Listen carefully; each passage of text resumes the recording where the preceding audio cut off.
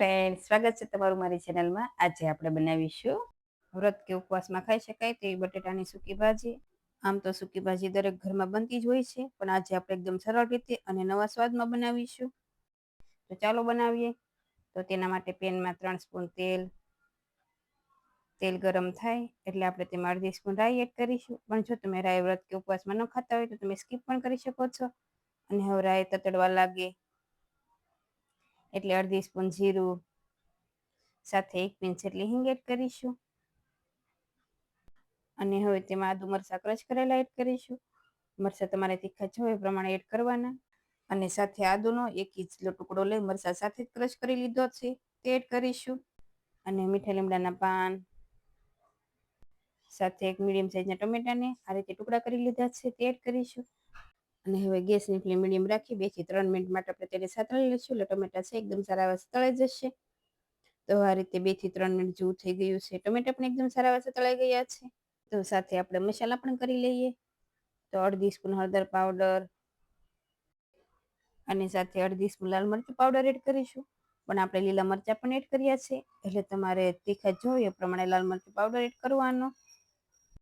અને સાથે 1 સ્પૂન જેટલું ધાણા જીરું પાવડર એડ કરીશું. અને સૂકી ભાજીને ખાટો મીઠો સ્વાદ લાવવા માટે 1 સ્પૂન સુગર એડ કરીશું. અને લાસ્ટમાં આપણે લીંબુ પણ એડ કરીશું. તો હવે સ્વાદ પ્રમાણે નમક એડ કરીશું. નમક આપણે મસાલા પ્રમાણે જ એડ કરવાનું છે, કેમ કે આપણે બટેટા બોઇલ કર્યા તેમાં પણ નમક એડ કર્યું જ હતું, એટલે તમારે બેલેન્સ કરીને મીઠું એડ કરવાનું છે. તો હવે 1 પિંચ જેટલું મીઠું એડ કરી એકદમ બધા મસાલાને સારી રીતે મિક્સ કરી લઈએ. અને 2 થી 3 મિનિટ માટે સાતળીશું એટલે મસાલા એકદમ સરસ એવા સતળાઈ જશે. અને જો તમને પસંદ હોય તો તમે આ સમયે તલ અને શીંગના દાણાનો અધકચરો ભૂકો કરીને તમે એડ કરી શકો છો. અને જો શીંગના દાણા આખા જ એડ કરવા હોય તો પણ કરી શકાય. તો હવે મસાલા એકદમ સારા એવા તળાઈ ગયા છે. સાથે મેં બોઇલ કરીને 500 ગ્રામ જેટલા બટેટાને આ રીતે નાના નાના ટુકડા કરી લીધા છે તે એડ કરીશું. અને આ બટેટા બોઇલ થઈ જાય એટલે સાવ ઠંડા થાય પછી જ આપણે તેના ટુકડા કરવાના છે, એટલે સૂકી ભાજી છે એકદમ પરફેક્ટ એવી બનશે. અને હવે સૂકી ભાજીને ખાટો મીઠો સ્વાદ લાવવા માટે આપણે તેમાં અડધા લીંબુનો રસ એડ કરીશું. અને આપણે આમાં શુગર પણ એડ કરી છે. જો આમાં શુગર, લીંબુ અને તીખાશ બરાબર હશે તો સૂકી ભાજી છે ખૂબ જ સારી એવી અને ટેસ્ટી એવી લાગે છે. પણ જો તમારે શુગર સ્કીપ કરવી હોય તો તમે કરી શકો છો. અને ઉપર થોડા ધાણા એડ કરી એકદમ સારી રીતે મિક્સ કરીશું. તો આ સૂકી ભાજી બનાવવામાં તમારે એક વાતનું ખાસ ધ્યાન રાખવાનું છે કે બટેટા બોઇલ કરો ત્યારે તમારે તેમાં મીઠું એડ કરી દેવાનું છે. અને બટેટા બરાબર બોઇલ થઈ જવા જોઈએ એટલે સૂકી ભાજીનો ટેસ્ટ ખૂબ જ સારો આવશે.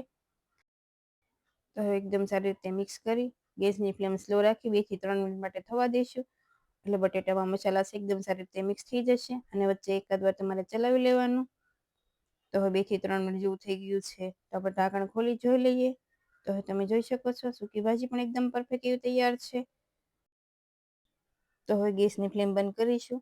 આ સૂકી ભાજીમાં જો તમે વ્રત કે ઉપવાસમાં અમુક મસાલો ન ખાતા હોય તો તમે સ્કીપ પણ કરી શકો છો. તો એકદમ ટેસ્ટી એવી સૂકી ભાજી પણ તૈયાર છે.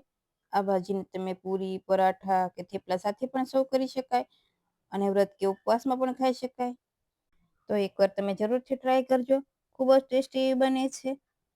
અને પહેલી વાર બનાવતા હશો તો પણ પરફેક્ટ એવી બનશે. તો તમે આ રીતે ક્યારેય સૂકી ભાજી ન બનાવી હોય તો એકવાર જરૂરથી ટ્રાય કરજો. અને મને કમેન્ટમાં કહેજો કે તમને આ સૂકી ભાજીની રેસીપી કેવી લાગી. જો રેસીપી ગમી હોય તો વિડીયોને લાઇક કરજો, શેર કરજો અને મારી ચેનલને સબસ્ક્રાઈબ કરજો. અને આવી જ નવી રેસીપીઓ જોવા માટે બેલ આઇકન પ્રેસ કરજો. Thank you for watching.